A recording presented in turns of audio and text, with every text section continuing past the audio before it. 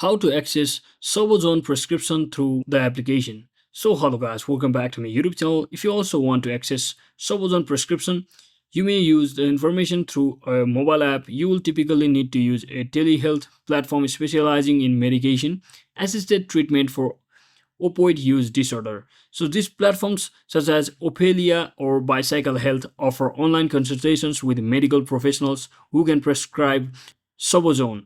So in this example, I'll be showing you, as you can see, I'm using Ophelia. So you can just head over to its website and just log into your account. And once you successfully log into your account, you can easily contact. You will typically schedule a video or phone call with the healthcare provider through the app or through the website to discuss your needs and medical history. And if you are deemed or if you are selected appropriate, the provider will electronically prescribe Soboxone, and some platforms even allow you to view prescription details including dosage instructions and the pharmacy it was sent to within the app.